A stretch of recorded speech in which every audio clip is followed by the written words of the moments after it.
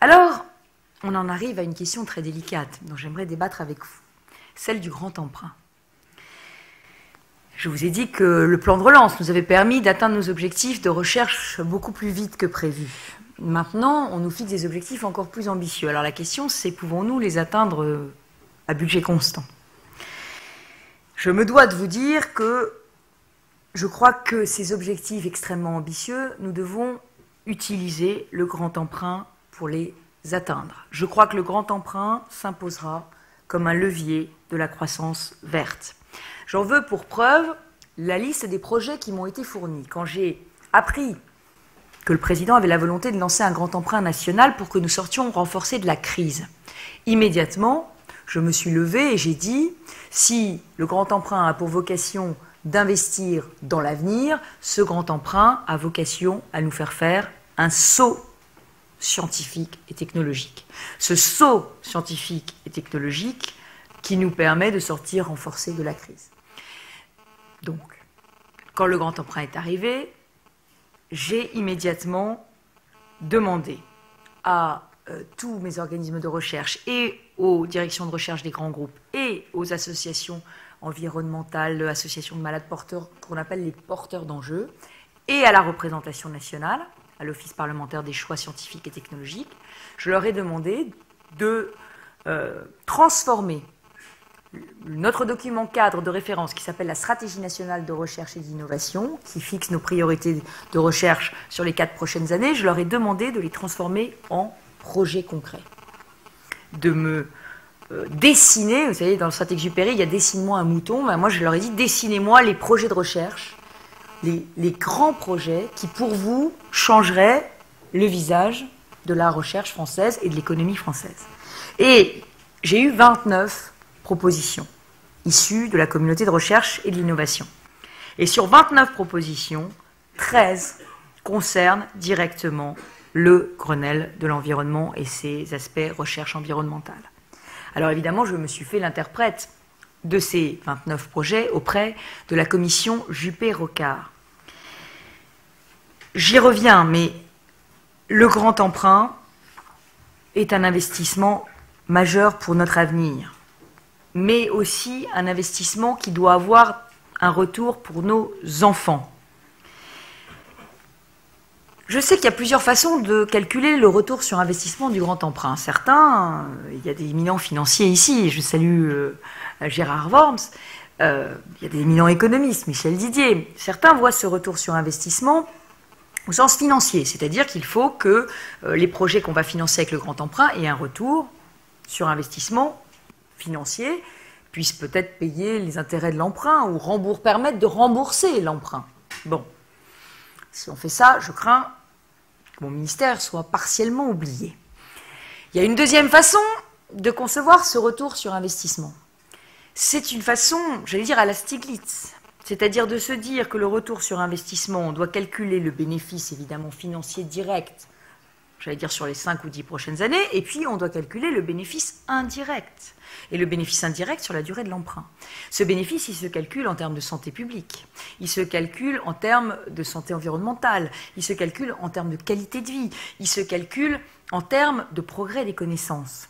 Et ça ne vous surprendra pas, je défends la thèse selon laquelle la recherche la plus fondamentale ne peut pas être oubliée dans le grand emprunt. La recherche en sciences humaines, qui nous explique le monde contemporain et nous permet de trouver des solutions aux problèmes du monde contemporain, ne peut pas être l'oublié du grand emprunt.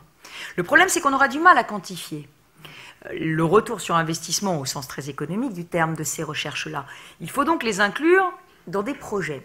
Alors, je vais vous faire quand même une concession au monde économique, même si Dominique Régnier me pardonnera. Concession au monde économique. Ce que j'ai proposé, c'est qu'on dise la preuve de concept, entre guillemets, la preuve de concept d'un bon projet pour le grand emprunt, c'est qu'il intéresse le secteur privé. Qu'il intéresse le secteur privé, que le secteur privé soit prêt à y investir. Parce que je crois qu'il ne faut pas confondre recherche partenariale et recherche appliquée, ni recherche partenariale et recherche technologique. Il peut y avoir des programmes de recherche extrêmement fondamentaux, extrêmement sociétaux, qui intéressent néanmoins le secteur privé. Et si le secteur privé est prêt à investir dedans, Ça veut dire que même si c'est du fondamental, même si c'est des sciences humaines, même si c'est pas, j'allais dire, de l'applicatif et des sciences dures, même si c'est pas la nouvelle roue avec le moteur dedans, eh bien, ça peut avoir un retour sur investissement. Et le secteur privé, l'association du secteur privé, nous montre qu'en réalité, il y a une voie. La vérité, c'est que, et ça a été dit, il y a une dette que nous devons rembourser.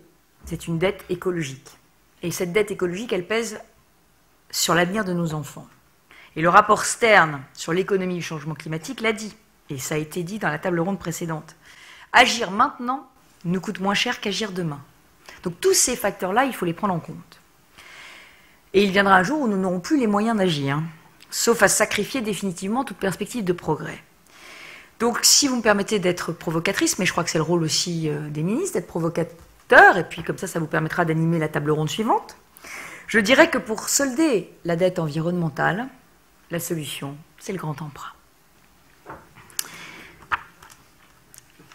Donc, je ne vous surprendrai pas en disant que le grand emprunt, pour moi, il doit être au service de l'action sur le terrain scientifique, en santé et en biotechnologie, en sciences et technologies de l'information et en nanotechnologie, et en écotechnologie, énergie renouvelable, économie d'énergie et biodiversité. Alors ces priorités sont celles qui sont définies dans la stratégie nationale de recherche et d'innovation. Et ce ne sont pas des simples appels, je l'ai dit, à l'exploration scientifique, c'est des appels à de la recherche partenariale. Il y a encore un mur de Berlin qui sépare, une guerre de culture, qui sépare le monde de la recherche privée et le monde de la recherche publique. Je l'ai vécu quand j'ai lancé cet exercice de réflexion stratégique qu'est la stratégie nationale. Nous devons abattre ce mur. Je rappelle à tous les chefs d'entreprise qui sont dans cette salle, je le redis une deuxième fois, 60% de défiscalisation pour tout projet que vous mènerez en partenariat avec un laboratoire public. Vous voulez investir 10, je vous rembourse 6, pour que ce soit bien clair. Et je suis très heureuse de voir que cet appel commence à être entendu. Et que cet outil fabuleux qu'est le crédit impôt recherche commence à faire des petits. Nous venons de signer, vous l'avez peut-être vu, un superbe nouveau projet de recherche partenariale avec Microsoft et l'INRIA. C'est des mathématiques absolument fondamentales, et c'est l'école mathématique qui a attiré Microsoft, donc ils vont faire des mathématiques les plus fondamentales avec une entreprise privée. La semaine prochaine, nous aurons le Conseil des industries de santé, et nous annoncerons un certain nombre d'engagement des industries de santé aussi en matière de recherche. Je vous ai parlé du partenariat de l'industrie automobile avec le CEA. Tout cela, toutes ces coopérations sont le seul moyen, la seule piste crédible pour atteindre, in fine, les objectifs de Lisbonne de 3% de notre recherche, de notre croissance, de notre richesse nationale consacrée à la recherche et développement. Nous atteignons nos objectifs en matière de recherche publique, nous ne les atteignons pas en recherche privée. Pour moi, la clé, c'est la recherche partenariale. Alors, j'ajoute une dernière chose, c'est que nous devons valoriser davantage nos découvertes. Nous publions beaucoup, nous déposons déjà beaucoup moins de brevets, et nos brevets ne se traduisent pas suffisamment en entreprise, et ces entreprises n'ont pas suffisamment les moyens de croître. Et la clé de la croissance verte, elle est dans la création de nouvelles et très fortes PME, avec des brevets totalement innovants, et qui vont devenir un jour des leaders mondiaux. Nous avons besoin de réussir ce chemin.